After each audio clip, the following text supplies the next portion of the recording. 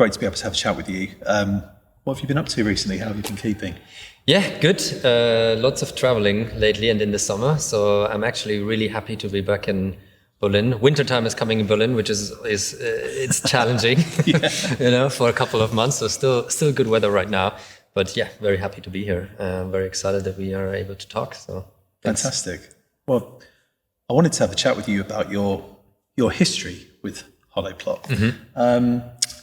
Can you tell us a little bit about how you came to be in this role as CEO of, what is positioning itself as one of the most sort of pioneering audio companies in the business? What's your journey from what was a very different background into this senior role within HOLOPLOT? Yeah, absolutely. I mean, I didn't found the company initially. That happened in 2011 by someone else, and I met them in like 2013, 14, by coincidence.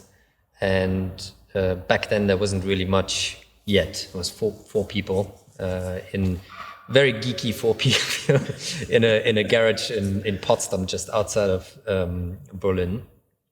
And it was really like, lab work that was being done at that point in time. But some of the very few bits and pieces that I could experience were very impressive. And although I'm not from, as you rightly said, from the AV industry, it was pretty clear that this is radically different. This is radically new. And that excited me very early on. And I didn't really plan to engage with them much more. I was doing other things. I was entrepreneurial before and at that time. But then it happened that the company got into a very difficult phase, and the original founder had left the company. So there were the kind of the tech team was there, and the question was, okay, does that business continue or not? And I took the chance to look into it in terms of like, what are we actually doing there, and is there something that you can really build out of that? Because from an entrepreneurial perspective, kind of where I'm coming from, I was extremely intrigued by it, but I didn't know if this was just because it's interesting or because there's real value behind it. And I did that for a couple of months just to really understand what is it really, because also everyone in the team had a bit of a different opinion what it actually was, which was also quite interesting. And then I decided to give it a shot, and I took over the business. So I was the owner of the company, and restarted it. Right. So I consider myself the founder of the second life of it. Because we changed everything at that point in time from together with the team. What initially kind of was the journey, which was more in the direction of hi-fi applications, and we steered away from that and concentrated on pro audio and on some other things. That was in 2016. That's where the journey started. Yeah, I mean, that's a really interesting way of looking at it, almost as the founder of the second phase of HOLOPLOT. But just to track back again a little bit before that, what was it that appealed to you about this company? I know you said there's that entrepreneurial spirit that may have already been there, but having come from a background which I believe was in economics, what was it about Pro AV that kind of led you away from there and into an incredibly different marketplace and a very different industry? I think I grew up in a very kind of musical family. I had to play the chimes, and then the flute, and then the piano, and then the guitar. So every family gathering was an orchestra, a little concert or orchestra, and so it was always audio, music, sound was kind of always there in my life. And Later on, I started a little bit of music production, very amateur level, and then DJing. So I really always totally enjoyed it. And even until today, when I, have some time to make some music or, play at the company party, it gives me a lot of energy and makes me very happy. And I think encountering then HOLOPLOT, that was more on the output end, obviously, because at that point in time, frankly, I didn't know how a speaker works, right? And but it excited me in terms of like what I could do with that from the musical side of it. And that was one part, and the other thing was just like looking at it from an innovation perspective and the impact that I expected from it, that it must have on an industry if you are able to do some of these things that we were able to do in the beginning. That triggered kind of my entrepreneurial side of it, and that cooked up together a little bit, and I was like, okay, this is something, I need to know whether I believe this is an opportunity or whether it isn't. I can't just let it sit there and not look at it. It was too appealing. Yeah. How did you go about kind of creating a vision for it? What was your view on where the company was and where you wanted it to go? And how do you continue to go about making that happen? Yeah. Because I think in order to be able to make decisions for such a product-focused business, you really need to understand the edges of it, right? So where do you have advantages over others, and where do you have pitfalls, and how do you navigate through that? And this is where I really kind of dived in, and I enjoy that part as well, because I'm not an engineer by education, but I think I was raised in an engineering household. My father's an engineer, so I'm very I really like to look onto how things work and understand them, and I get pleasure from it. So I spend a lot of time in that and just learning from the team. What is this? What's your opinion? What's your opinion? Why does this work? What does this component do? Why we're not doing it differently? And I'm trying to carry this forward until today. Obviously, I don't have that much time anymore to be necessarily on that level. But from time to time, I really like to go very deep into it. I recently built, one of our products completely end to end, and like to understand, what does each of these things do and why, and what can we improve about it. I think that's important. And then I think you need to be very frank and let go of your passion when you look and what's the actual opportunity about it. I might get excited by what this does on a technical level, but you need to get a kind of sober look at who cares. And that I didn't know in the beginning. The most people that I talked to in the industry, they were like, "What are you doing? This is crazy. This will never work." And that motivated me a little bit, to be honest, because I kind of enjoyed the challenge, and I could see that they will care at some point if this works. And there were a few people who kind of saw the potential in it, and they were very enthusiastic about it, and concentrating on those people and kind of why are they enthusiastic about what we're doing? What do they see? Where could this go? And trying between these boundaries to steer along in terms of this looks like a road that is ambitious, feasible, but commercially viable. I perceive that kind of my role until today. Yeah. To be honest. What was your immediate view of the industry when you came into it, when you took over the company? It's this is an industry that has at its heart quite a lot of long established names, whether that's companies or individuals. A lot of the big companies and the big players in this field have been doing this for a long time and have largely been led by industry kind of figureheads who have been around for several decades, and they've been used to doing things in quite a specific way. What was it that made you think you could come in and not only enter this field, but do something different with it and establish yourself as something unique in what's quite a conservative and well established sector? Yeah, I have a lot of respect for everyone who has built businesses in any industry, and also particular in this industry. But it was an interesting experience because it's a very kind of special industry. I haven't really seen that before. But it's also a bit of a conservative I want to say dusty, but it's like, it hasn't been shaken up a lot, I feel, in the last decades. And it's funny because talking to a lot of audio people, from what I experienced, there's a lot. Some of them, sometimes there's a bit of a bitterness that audio it doesn't have the priority sometimes in projects over other things. And I often heard the complaint, but we're coming last. We have the least time to prepare or tune the system or prepare the show because everything else comes first. We have to, make compromises to where the system goes because of the visuals.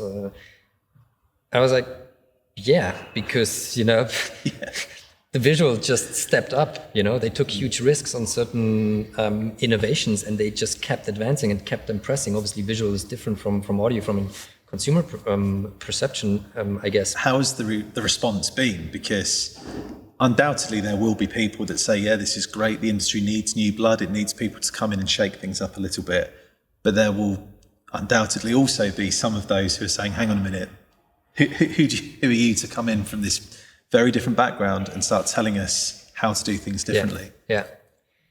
I think what I found is that people in this industry, they don't want to be told anything and they don't want to be convinced. They want to convince themselves. And I appreciate that. It makes a lot of sense. So what we're trying to do is we're just trying to present them with facts on what we can provide them with as a toolbox, as an opportunity, as something to work with. And we're just laying these facts out. And the facts, I think, speak for themselves. And if you can't really convince them, then you need to hire them. No, but we have been very fortunate to have colleagues joining us who are figureheads themselves from the industry, and I think that also gives credibility to us that we're not just a bunch of crazy people from Berlin, but that we actually know what we're doing. Yeah. I mean, can you tell us a little bit about the technology and what your products are capable of? Because, particularly in the world of 3D, immersive, spatial audio, whatever you want to label that particular world, but that's been such a area of conversation and activity in, I say recent years, for probably about the past decade or so in AV and audio circles. And lots of companies are trying to do different things. They've released immersive or spatial audio products into that space. What is it that you're doing that's different, and how is it different?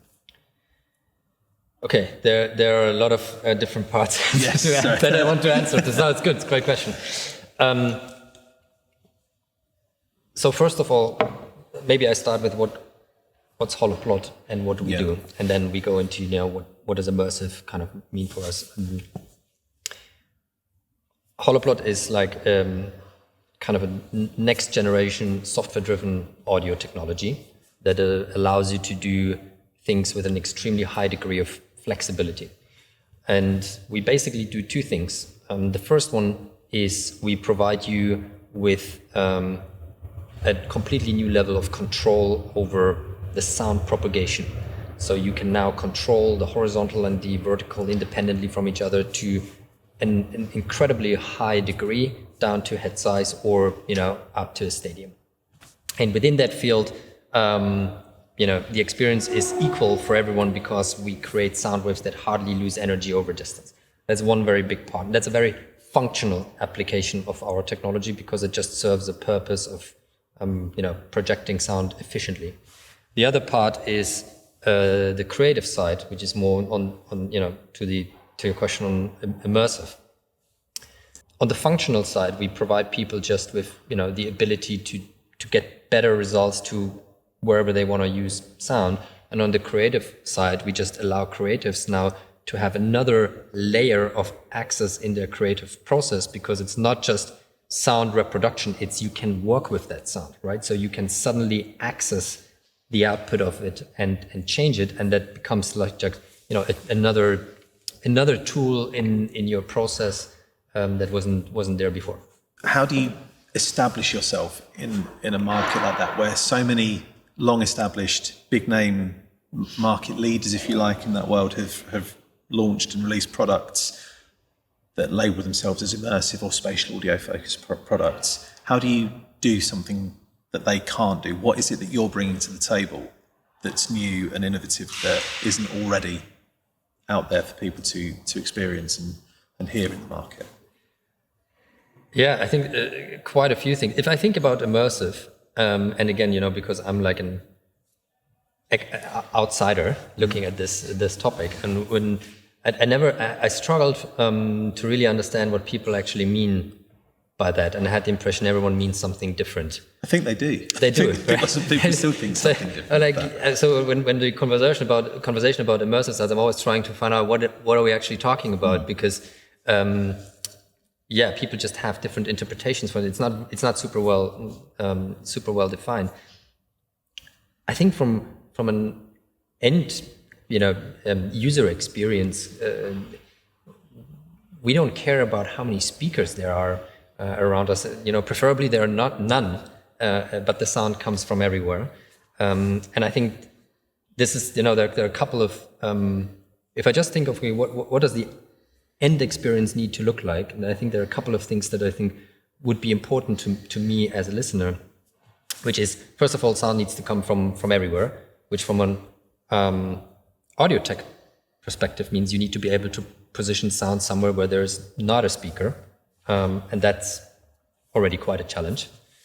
You need to I want audio to really feel immersive. It needs to be able to work with proximity. It needs to go far away. It needs to come close. I need to be able to have an intimate experience, because this is what the world is about, right? I can have, an experience here and others over there, and it's different.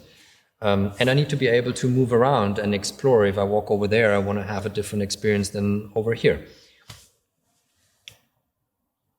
And that's what, for me, if these things are happening, then I'm pretty immersed, right? If I'm fixed on a seat and I have speakers all over me and I cannot move, and then I hear sound from behind me, then I don't feel super immersed, because I feel extremely artificially positioned. And we're trying to look at this from that point, right? So we're trying to, how can we create these experiences that are more natural and that are more irrelevant of how many speakers there are actually being positioned. And ideally, we don't have to position them at all, because sometimes we're using targeted reflections to create a sound from an object, although there is no speaker. We do some of these things coming from what does the listener experience actually need to be, if that makes sense. Yeah, absolutely. I mean, are there any particular applications? So we are right now with the current product, we're in entertainment, right? So we're doing everything from theme parks, immersive experiences, live shows, and frankly, right now the market comes to us and tells us, "Oh, we would like to do this and like to do that." And we were like, initially, we haven't really thought about going into it, but because there are some figureheads that are really pushing for using it in those, we're like, sure, let's do it. What can you tell us about the HOLOPLOT team? Is this a business that's scaling up fairly rapidly? It sounds like there's a lot of opportunity out there in the market, different areas to try and attack. What can you tell us about the business and how that's operating day to day? Is that something that you're looking to, purely in terms of headcount and locations? Are you looking to grow fairly rapidly at the moment? We have been growing fairly rapidly in the last few years. So when I took over, as I said, we were 4. We are today just above 130. Wow. So in the last,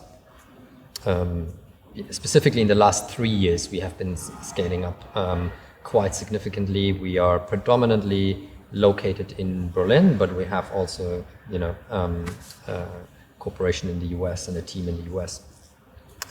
So we're going to continue to grow in that market, because we're constantly we feel constantly understaffed to what we have to achieve, and it has been quite an experience, because we started from literally nothing, and in a very short period of time we had to make very big leaps with little margin for error during that time, because we had to deliver on some key projects. So we were building up the company, we were building up the team, we were building up a full-fledged, digitally equipped production site here in Berlin, where our products are being manufactured.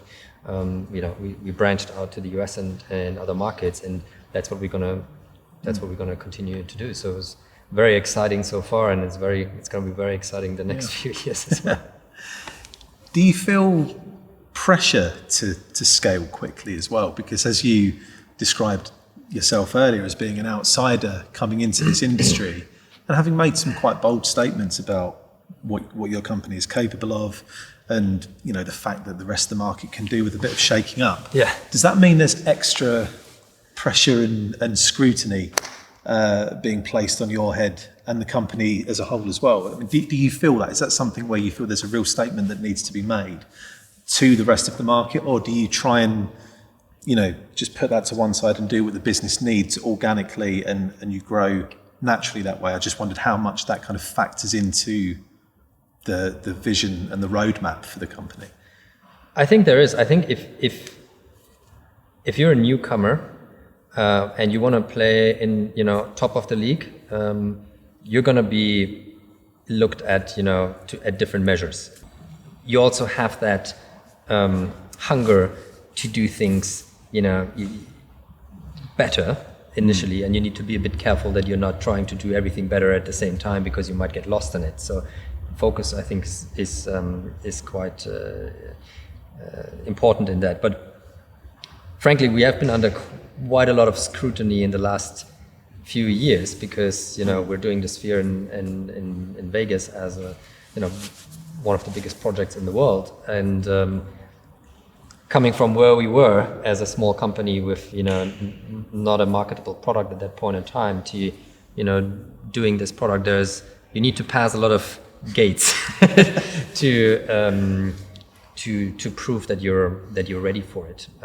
And back to your question on the team and the people at HOLOPLOT, I think the only reason we got there is because we have a phenomenal team. And what I took away from this during that time actually was there were so many moments in the history of HOLOPLOT where we were like, that's it, there's no way we're going to get through this. Like physics, you can't change physics, right? And we had so many of these where we were just like, closing the office one day and we're like, yeah, let's come back tomorrow, but I don't think we're going to find a way to resolve that. And somehow we did, and the team did, and someone came up with an idea, and we moved on. And this happened so many times, and this really changed, I think, the way people think and how the brain works, because you look at everything as like you can pass it, you can overcome everything, and it gives you also this drive that I can see in when I look at the team. Everyone is just like, we can do this, and we can we cannot just barely make it. We can make it really better than what was out there before. At least that's the ambition, and that's what I love the most about the whole journey with HOLOPLOT, because I'm really proud about the team that we have been able to assemble, and it's what gives me joy and fun, and that's what it's ultimately all about, and it's great to see. Yeah, I mean, you mentioned the Sphere project a minute ago. Mm-hmm. What can you tell us about that at this stage? Yeah, it's a phenomenal project. It's going to change the world, I think, in terms of what we are,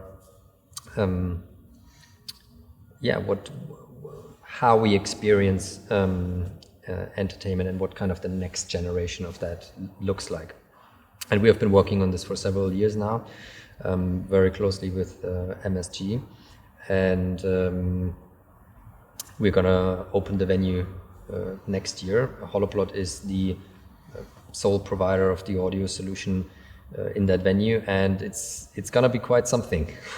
It's something that I think the world, for sure hasn't seen before in terms of scale, but also in terms of capabilities, and the drive for creating that kind of ultimate experience on that scale. Right? We're talking about almost 20,000 people that are being fully immersed visually and audio-wise, and in other senses as well. And that's gonna be phenomenal. And for us as a company, it has been has been a great opportunity to develop. It has challenged us enormously. I think every major manufacturer would have been challenged by the requirements of this project. So we had to step up very, very, very quickly. But on the other hand, we had an advantage, I think, over others as well, because as we were growing, we were able to put the bricks in just the way they needed to be put in order to make something like this happen, right? Because we could still decide how are we doing things to be optimal for projects of that scale. And others might just not maybe be in the position or don't have the flexibility anymore because they have already established infrastructures. So it was really great to work alongside that and overcome all of these little hurdles and challenges and validations of our technology also. Yeah. Because we have been working with, we had the opportunity to work with, I think, some of the best people in the industry that are involved with that project, and that took a very, very close look at who is that little company from Berlin that is trying to, make the audio experience happen in here, and does that stuff really work? And I think we were able to prove that. For anyone who perhaps isn't familiar with what this project is, can you just describe literally what it looks like and what it's designed to be? Yeah, so the MSG Sphere is a new type of venue concept. It's a spherical shaped building, complete LED on the outside, so you can map any image on it, and complete LED on the inside. So roughly 20,000 people are sitting completely visually immersed under a spherical, roughly, I think, 90-meter high screen. So it's ginormous screen and venue. And they're gonna, experience different types of shows and contents that utilize various technologies, including this massive world's largest LED screen. And MSG, Madison Square Garden, company from New York, is behind that project, and they're, building the first in, of course, Las Vegas, and many more locations I think are planned over the next coming years. London is, I think, the next one. And they're gonna branch that out. So it's not just one specific venue. It's really a concept and a new format that's gonna go out. Do you view that as a statement to the rest of the industry as to precisely what HOLOPLOT is about and what it's capable of? I think it's a statement to our capabilities to deliver to these, the highest standard, I believe. And in an incredible size, and I think it's it's a light tower for us, clearly. But on the other hand, we can also do much smaller things. So I talked about the project we did in Africa, Africa's largest mosque, which is probably the smallest we did, but it's equally exciting or differently exciting. Because we're just hitting, so many clear benefits of what we can deliver there in terms of, we're throwing sound for 100 meters. We have speech intelligibility above 0.6 in like a 6-second reverberant room. All these kind of audio engineering KPIs that I learned over the years. So what I'm saying is the Sphere is the absolute pinnacle in terms of entertainment, and we're extremely proud and happy that we're able to do that.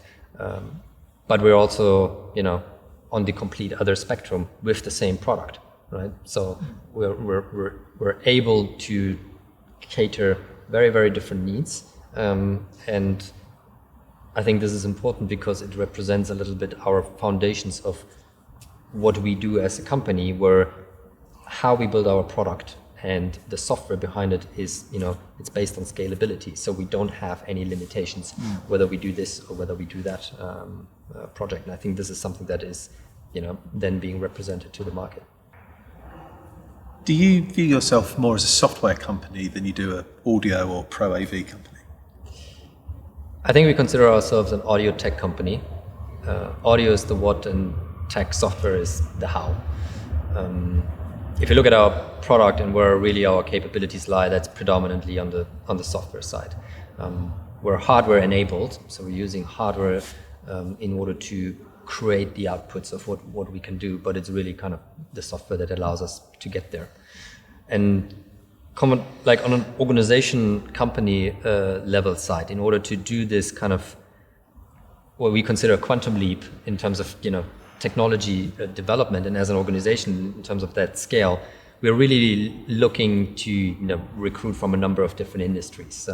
We have pro audio people, of course, and we have some great industry figureheads, as we were talking about, but we're the rest is extremely diverse in terms of industry. We have people from automotive in our kind of manufacturing side. We have people from gaming. We have people from software app development.